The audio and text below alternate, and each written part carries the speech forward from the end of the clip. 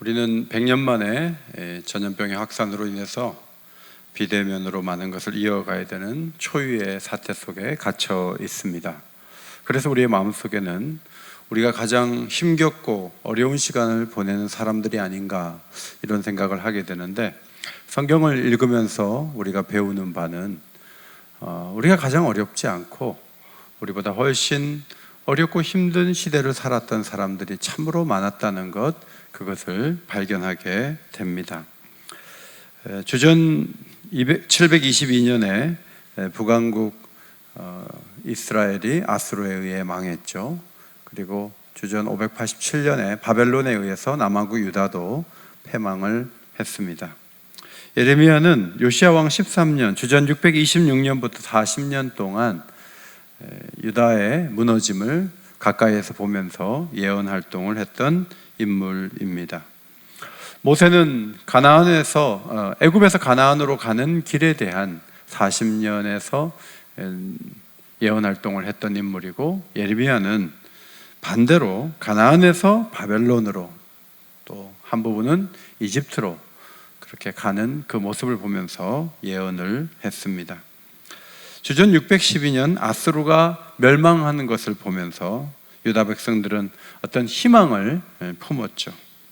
그런데 주전 605년 갈그미스 전투에서 바벨론이 강력한 이집트 군대를 무너뜨리는 사건이 일어났습니다. 그리고 4년 후에는 또 601년에는 이집트 군사가 바벨론을 잠시 이기는 그런 모습을 볼 수 있었습니다.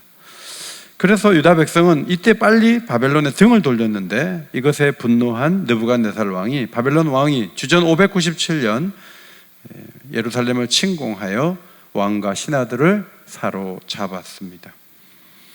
요시야의 아들 시드기야를 명목상의 왕으로 세웠지만 바벨론에 다시 등을 돌리자 느부갓네살 왕은 주전 587년 예루살렘을 함락시키기에 이르렀습니다. 이 어려운 이 상황 속에서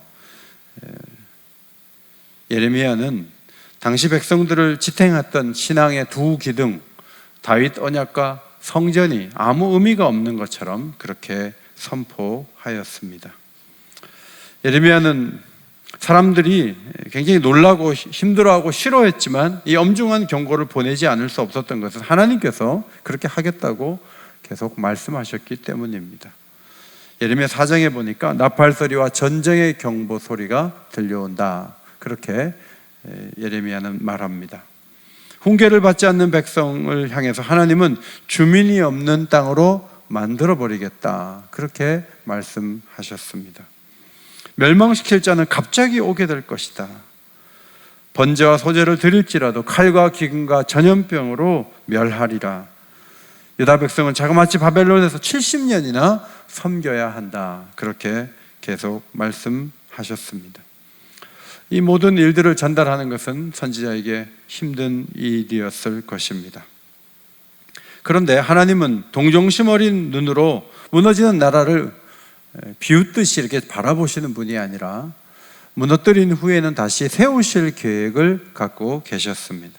하나님이 펼치실 캔버스에 놀라운 미래의 그림을 그리기를 원하셨던 것입니다. 그 그림을 저는 복음이라고 말씀드리고 싶습니다. 일반적으로 복음은 죄 있는 우리가 예수 그리스도를 믿어 용서받아 하나님 자녀가 되고 구원을 얻는 게 복음이죠. 그런데 예레미야에게 전한 그 말씀 속에 복음이 있어요. 왜냐하면 궁극적으로 예수 그리스도를 통해서 우리에게 이루실 구원의 하나의 특징들이 여기에 잘 나타나 있기 때문입니다. 따라서 이 그림은 구체적인 조감도와 같은 성격을 갖고 있습니다. 조합이 형성이 되고 이제 거기에 살던 집들을 다 허물고 이런 집을 짓겠다고 가림막에다가 이렇게 붙여 놓습니다. 그러면 삼성물산에서 또 현대건설에서 3년 후에 이런 건물을 짓겠다고 해놓으면 지금 현실은 다 땅을 파헤쳐 놓고 아무것도 없는 상황이지만 그 조감도를 보면서 언젠가 저런 건물이 서겠다 하고 투자도 하고 들어갈 계획도 세우는 것이 아니겠습니까? 하나님도 마찬가지예요. 파괴하고 무너뜨리고 황폐하게 만들지만 나중에 돌아와서 조감도를 그려주고 그렇게 되게 하겠다, 말씀하심으로 그 어렵고 힘든 세월들을 잘 견딜 수 있는 힘을 갖도록 하나님은 배려하셨던 것입니다. 예레미야 31장 17절에 하나님은 너의 장래에 소망이 있을 것이라 라고 말씀하셨는데, 오늘 본문에도 소망 있는 약속들, 이 복음적인 약속들이 굉장히 많이 나옵니다. 첫째로 21절에 이정표를 세우고 표대를 세우고 본국으로 돌아오라, 가던 길을 그대로 돌아오라 그랬어요. 이정표, 치윤이라는 단어는 기념비석, 지금으로 말하면 표지판 같은 것이고요. 표대는 타무르르라는 단어인데 높은 더미를 말해요. 멀리서도 볼 수 있는 목표 지점을 나타내는 기둥을 의미했습니다.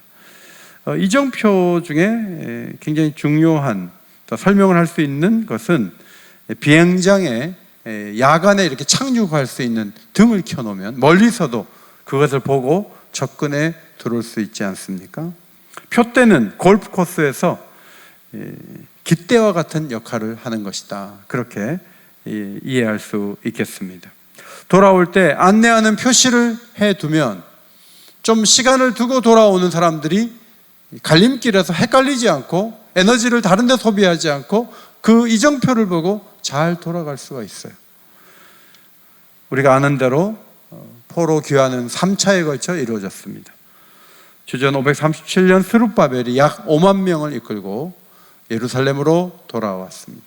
그리고 에스라와 느헤미야가 또 그 이후에 돌아오게 되었습니다. 돌아올 때마다 다 헷갈리고 또 반복해서 실수하고 하지 않고 이정표를 세워놓고 앞에 갔던 사람들이 방향을 정해주고 또 돌아갈 수 있도록 도와준다면 얼마나 좋겠는가. 하나님은 이제 그 말씀을 하시는 거예요. 하나님께 돌아온 이들은 연결이 되어야죠. 그리고 혼동을 줄이고 에너지를 절약하고, 그래서 온전하게 돌아올 수 있도록. 여러분, 부모가 자녀의 이정표가 된다는 것을 아십니까? 앞선 세대가 다음 세대의 이정표가 될 수 있습니다. 하나님 말씀을 기록한 성경이 이정표가 됩니다. 그래서 이 어려운 시간에 자꾸 이 성경을 보는 것은 이 말씀이 우리에게 넘어가지 말아야 될 경계를 가르쳐주고 우리가 가야 될 표대를 보여주기 때문입니다. 22절에 여자가 남자를 둘러싸리라. 남자는 강한 자고 여자는 약자죠. 남자는 바벨론이고 페르시아입니다. 여자는 유대 백성이에요. 그래서 21절에 처녀라는 말, 22절에 딸이라는 이 표현은 여성 명사를 사용했는데 유대인들을 의미하는 단어입니다. 남자들이 여자를 둘러쌌습니다. 여자가 하나인데 남자가 아주 나쁜 사람들이 10명이 둘러쌌습니다. 그 다음에 무슨 일이 벌어지겠습니까? 유대인들이 강탈당하고 빼앗기고 정말 처참하게 당하는 것처럼 남자가 여자를 애워싸면 그런 일이 일어날 수 있죠. 그런데 하나님께서 말씀하시기를 여자가 남자를 둘러싸리라. 남자가 힘을 발휘하지 못하고 여자들에 둘러싸여서 수치와 조롱을 당하게 된다, 그런 말씀이에요. 그것이 어떻게 가능한가? 역사 가운데 에스더가 하만을 나무에 다는 쪽으로 왕의 마음을 움직인 사건이 있지 않습니까? 그래서 유대인들을 멸하려고 했던 하만이 결국은 부끄러움을 당하게 되고 에스더와 모르드게가 승리하여 부림절이라는 새로운 절기가 세워졌던 이스라엘 역사를 우리가 보게 되는데, 여자가 남자를 둘러싸리라, 그 말씀이 그대로 응한 것이다, 그렇게 볼 수 있습니다. 마리아가 예수 그리스도를 잉태하고 이런 고백을 했죠. 마음의 생각이 교만한 자를 하나님이 흩으시고 권세 있는 자를 그 위에서 내리치시고 비천한 자를 높이시며 줄이는 자를 좋은 것으로 배불리셨으며 부자는 빈손으로 보내셨도다. 흙수저는 계속 흙수저다. 흙수저를 면할 수 없다. 세상은 그렇게 말해요. 금수저는 계속 금수저다. 그런데 하나님 말씀하십니다. 금수저가 흙수저 될 수 있고 흙수저가 금수저 될 수 있어. 절망 가운데 처해 있는 사람에게는 복음 같은 메시지였습니다. 23절, 의로운 처소요 거룩한 산이요 여호와께서 내게 복 주시기를 원하노라 하는 그 말씀이, 그 선언이 예루살렘에서 순례자들의 입에서 터져나오게 될 것이다, 하나님이 말씀하셨습니다. 왜 돌아옵니까? 왜 돌아와서 함께 해야 됩니까? 이정표를 따라 돌아와야 될 이유가 뭡니까? 목표가 뭐예요? 예배예요. 예배를 드리기 위해 돌아오는 거예요. 돌아와서 하나님 앞에 경배하면서 서로를 축복하는 놀라운 은혜가 있게 될 것이다, 하나님이 예고하셨습니다. 성경에는 시편에는 성전에 올라가는 노래가 많이 있는데 133편은 오늘 23절과 잘 연결되죠. 보라, 형제가 연합하여 동거하며 어찌 그리 선하고 아름다운고, 머리에 있는 보배로운 기름이 수염 곧 아론의 수염에 흘러서 그의 옷깃까지 내린 같고, 헐몬의 이슬이 시온의 산들에 내린 같도다. 거기서 여호와께서 복을 명령하셨나니 곧 영생이로다. 예배하는 자에게 하나님 주시는 복이 뭐죠? 영생이죠. 그 영생의 복을 서로 기원하면서 축복의 말을 건네는 놀라운 은혜가 앞으로 있게 될 것이다. 그런 말씀이죠. 지금 우리가 대면 예배도 못 드리는 상황이죠. 오늘 예배 시간에 몇 분이 앉아서 예배를 드리고 있어요. 우리 마음속에 찬양대도 서고 함께 예배 드릴 날을 이제 꿈꾸고, 궁극적으로는 모든 방해 요인들이 다 막혀지고 하나님께서 저 하늘에서 온전한 예배를 계속 드리고 계속 찬양할 수 있는 세계를 열어놓을 것이다. 이제 그 꿈을 이 어려운 시간에도 우리가 가질 때 예배가 살아나고 예배 중심의 사람이 될 수 있다 하는 것입니다. 24절과 25절은 성읍의 농민과 유목민들이 상쾌하고 만족한 심령으로 풍요로움을 누리게 될 것이라는 약속입니다. 직업이 무엇이든지 관계없습니다. 모두가 마음에 만족이 있다는 거예요. 상쾌하다, 라바라는 단어는 갈증을 풀다, 가득 채운다는 뜻이고요. 만족한다, 말레라는 단어는 채우다, 충만하다, 그런 의미예요. 포로된 자리에서 돌아온 이들도 불만이 많았고 걱정이 많았어요. 사실 그들이 만족했는가? 성경을 이 소선지어를 읽어보면 그들 나름대로 고통과 아픔이 상당히 많았다는 것을 알게 돼요. 따라서 이 하나님의 약속은 예수 그리스도를 통해 성취된 것으로 우리는 이해할 수 있습니다. 예수님께서 수가라 하는 성에 가셔서 우물가에서 한 여인에게 이렇게 말씀하셨죠.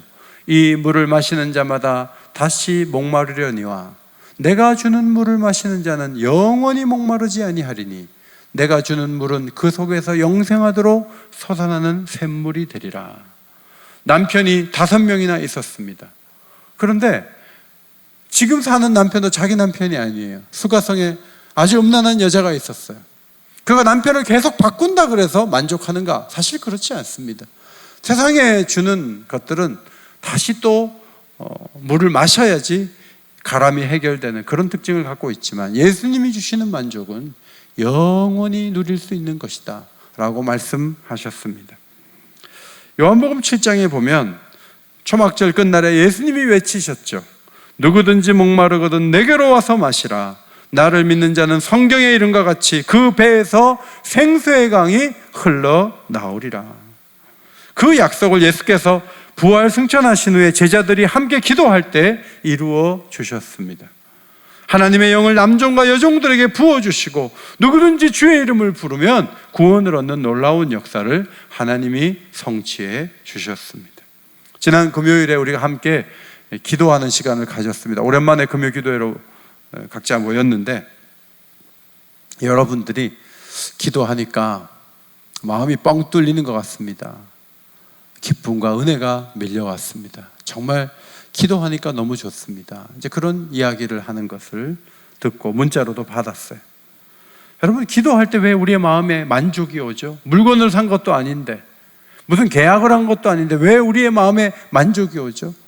그 이유는 성령이 우리에게 오셔서 채워주시기 때문에 그래요. 성령의 채워주심이 언제 가능한가 하면 성경을 볼 때도 은혜가 밀려오지만 기도할 때, 특별히 성령을 구하고 성령의 충만함을 경험할 때 예레미야에게 말씀하셨던 그 만족과 기쁨이 오늘 우리에게도 임한다는 사실을 기억하고 기도하는 일에, 성령을 구하는 일에 더욱 집중해야 하겠습니다. 26절, 내가 깨어보니 내 잠이 달았도다, 그렇게 말씀하십니다. 여러분, 예레미야가 지금 꿈속의 환상을 본 거예요. 미래의 그 놀라운 캔버스의 그림은 사실 꿈이었어요. 그런데 너무 그 꿈 내용이 좋아서 달았다는 거예요. 자, 이 고백은 일장춘몽, 한바탕의 봄꿈이었다는 뜻입니까? 그런 의미로 26절이 기록된 것은 아닙니다. 혹독한 현실 속에 머물렀지만 소망의 꿈을 꾸게 하신 하나님 앞에 감사하는 마음으로 26절이 기록되었을 것입니다. 여러분, 현실이 어려워도 우리가 잘 견딜 수 있는 방법이 있습니다. 그것은 무엇인가 하면 우리가 하나님 주시는 비전에 사로잡히는 거예요. 하나님이 주시는 그 꿈을 보는 거예요. 남종과 여종, 꿈이 없는 사람들이 그 꿈을 볼 때 살아나는 놀라운 역사가 있게 되는 것이죠. 베드로 사도는 영광스러운 영원한 영광을 보면서 성도들에게 이렇게 적었습니다. 모든 은혜의 하나님 곧 그리스도 안에서 너희를 부르사 자기의 영원한 영광에 들어가게 하시니가 잠깐 고난을 당한 너희를 친히 온전하게 하시며 강하게 하시며 터를 견고하게 하시리라. 영원한 영광을 바라본 사람들은 지금 어렵고 힘든 일들을 잠깐의 고통으로 여기고 영원한 영광 속에서 지금의 어려움을 이길 수 있는 힘을 가질 수 있다. 그것을 기억하고 하나님이 온전하게 하시고 그리고 강하게 하시고 그리고 터를 견고하게 하시리라. 이 은혜를 우리도 누릴 수가 있는 것이죠. 27절 여호와의 말씀이니라. 보라, 내가 사람의 씨와 짐승의 씨를 이스라엘 집과 유다 집에 뿌릴 날이 이른다고 말씀하셨습니다. 사람의 씨를 뿌린다는 것은 번성함을 주시겠다는 것이고, 짐승의 씨를 뿌린다는 것은 먹을 것을 많이 주시겠다는 그런 말씀과 연결이 됩니다. 회복의 현상과 행복을 보다가 그 꿈과 또 연결되는 현실 속으로 돌아오는 것을 보게 됩니다. 번성하고 많아지게 하는 축복이 사도행전에 가득 채워져 있는데, 사도행전 2장 41절에 신도의 수가 3,000이나 더하더라. 4장에 말씀을 듣는 사람 중에 믿는 자가 많으니 남자의 수가 5,000이나 되더라. 베드로가 이 말을 할 때 고넬료 집안에 있는 사람에게, 모든 사람에게 성령이 부어졌다 하는 말씀을 여러분 보십시오. 하나님은 사람만 보내주지 아니하시고 교회가 필요한 재원들도 주시는데, 빌립보에서 강가에서 전도할 때 두아디라 시에서 온 그 옷감 장사가 한 사람이 있었죠. 그 루디아가 바울의 말을 듣고 자기 집에 와서 교회를 하라고 그렇게 자리를 내어줌으로 교회가 필요한 공간을 확보하는 그 장면이 사도행전 16장에 나오게 되죠. 다양한 경로를 통해서 하나님이 채워주시는 거예요. 지금도 비대면이니까 교회도 어렵고 가정도 어려울 수 있어요. 그런데 하나님이 다양한 방법으로 먹이시고 입히시고 채우시고 도우신다는 것을 기억해야 합니다. 하나님의 놀라운 손길을 더 온전하게 경험할 수 있는 믿음의 가족들이 되시기를 바랍니다. 28절입니다. 심판의 열정 그 이상으로 회복의 과정에서도 하나님께서 함께 하시겠다, 그런 말씀이에요. 28절에 깨어서 두 번 나오는데, 26절에 예레미야가 잠에서 깼다는 꾸즈라는 단어와는 다른 단어로 쓰죠. 샤카드. 이 단어는 밤을 지새운다는 뜻이에요. 잠을 아예 안 잔다는 뜻이에요. 그래서 하나님이 심판을 행할 때도, 파괴할 때도, 끌어갈 때도 밤잠을 안 자면서 하나님께서 그 심판을 주도하셨어요. 굉장히 집중해서 심판하신 것처럼 돌아오게 하시고 세우실 때도 하나님이 밤에 잠을 자지 않고 그들을 채우시고 도우시겠다, 그런 말씀을 약속하셨습니다. 느헤미야 6장 15절에 느헤미야가 52일 만에 성벽 재건을 완성했어요. 여러분, 2달도 안 되는 기간에 어떻게 회파된 성벽을 이렇게 재건할 수 있었을까요?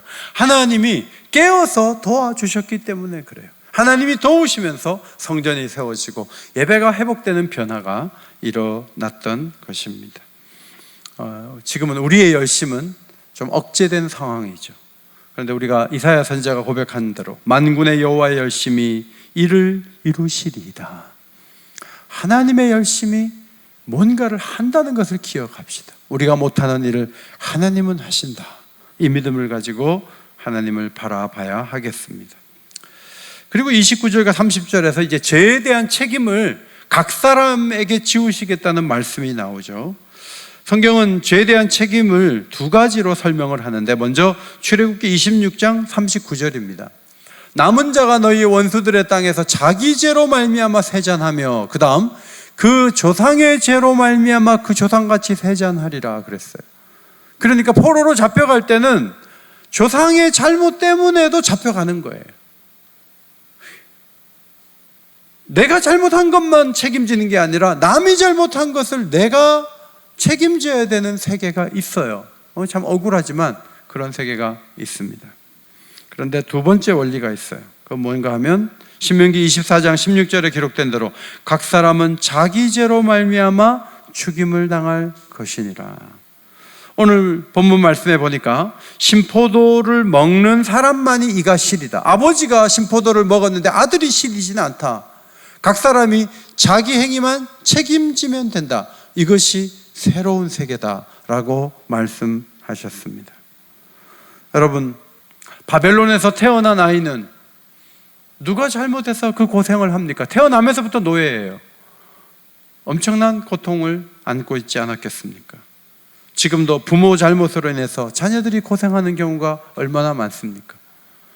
얼마 전에 치킨집 사장님이 배달을 직접 가다가 만취한 운전자에 의해서 차 사고가 나서 죽었다는 그런 보도를 보았습니다. 이 세상은 자기가 잘못하지 않아도 어렵고 힘든 일이 참 많이 벌어져요. 그런데 오늘 하나님 무슨 말씀을 하시냐면, 바벨론에서 돌아온 다음에, 포로에서 귀환한 다음에 각자 자기 행위만 잘하면 외부적 요인으로 인해서 고통하는 일은 없는 세계를 열어주겠다, 그렇게 약속하셨어요. 이것이 굉장히 큰 축복이라는 것을 기억해야 돼요.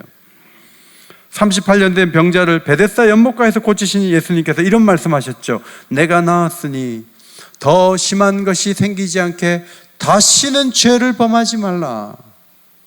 네가 건강하게 오래 사는 것과 너 자신을 잘 관리하는 것은 연결되어 있다. 그런데 이 말씀 속에는 다른 외적인 요인에 의해서 너는 무너지지 않는다는 말씀이 포함되어 있어요. 한 걸음 더 나아가 비슷한 말씀이 요한복음 8장에 기록되어 있는데, 가늠하다가 어떤 사람들에 의해서 끌려온 여자에게 주님이 하신 말씀이에요. 나도 너를 정죄하지 아니하노니 다시는 죄를 범하지 말라. 이 말씀 속에는 어떤 축복이 있는가 하면, 지금까지 가늠하고 잘못한 것까지는 고통 속에 너희가 머물렀지만 지금부터는 새로운 기회를 줄 테니까 똑같이 살지 말고 새롭게 산다면 너에게 새로운 세계가 열릴 것이다. 축복의 말씀이에요. 하나님은 그리스도 안에서 이런 세계까지도 열어놓으셨다는 사실을 우리는 발견합니다. 심판과 함께 복음의 소리가 들려옵니다. 첫째로, 돌아오는 길에 이정표를 세우라. 줄줄이 돌아오게 될 거예요. 우리가 온전한 길을 걸어가면 누군가 우리를 따라 올 거예요. 같이 가서 놀라운 예배 공동체를 세워야죠. 두 번째, 약자가 강자를 둘러싸는 역전 현상이 일어나게 될 것이다. 여러분, 그런 일이 있게 될 거예요. 우리 장애인들이 이제 직업을 찾으면 남들이 안 하는 험한 일들, 또 해고가 쉬운 일들, 그런 직장에서 소외를 당하면서 일을 한다 그래요. 마음이 아프죠. 근데 하나님께서 우리 장애인들에게도 말씀하세요. 역전 현상이 일어날 것이다. 저는 포레스트 검프라는 영화를 봤어요. 약자죠. 포레스트 검프는 전응아예요. IQ가 80이 안 돼요. 근데 그가 하는 일마다 복을 받아요. 뭐가 다 잘 돼요. 전쟁터에 가서 잘 싸우고, 또 새우잡이를 하면 새우가 많이 잡히고, 잡히고, 이 뭐든지 하면 안 될 것 같은 사람이 막 되니까 그게 영화에서 가능한 얘기죠. 그런데 하나님은 영화에서가 아니라 실제로 안 되는 일들을 되게 하시겠다. 우린 그 하나님 바라봐야 돼. 세 번째, 의로운 처소여 거룩한 산이여 예배의 영광이 있다는 거예요. 우리 다시 모여서 예배드릴 날을 꿈꾸고, 또 저 천상에서 예배드릴 날을 바라보고, 이 복음이죠. 그리고 하나님은 누구든지 만족하게 하겠다. 지금 다 불만이 많고 다 무기력하다 그래요. 그런데 누구는 웃고 있어요. 누구는 괜찮다 그래요. 그 사람들은 성령의 사람이에요. 성령이 만족을 주세요. 이 어려운 중에도 만족할 수 있어요. 노래할 수 있어요. 성령이 도우시면 가능해요. 다섯 번째, 번성하고 풍요로움을 하나님이 주신다고 약속하십니다. 여섯 번째, 밤을 지새워라도 내가 너를 돕겠다 약속하십니다. 일곱 번째, 과거의 짐을 다 벗고 새로운 기회를 얻게 될 것이다 약속하십니다. 이 약속을 그리스도 안에서 누릴 수 있는 믿음의 가족들이 다 되시기를 예수의 이름으로 축원합니다. 하나님 아버지, 감사합니다. 무기력하고 절망감 속에 살아가는 저희들에게 예레미야에게 주셨던 놀라운 조감도를 보여주시니 감사합니다. 그리스도 안에서 이 일은 이루어지고 있고 앞으로 더 구체화될 것입니다. 약속의 말씀을 의지하고 일어설 수 있는 주의 백성들이 다 되게 하여 주옵소서. 다시 모여 예배드릴 영광의 날을 저희들이 바라봅니다. 함께하여 주옵소서. 예수님 이름으로 기도하옵나이다. 아멘.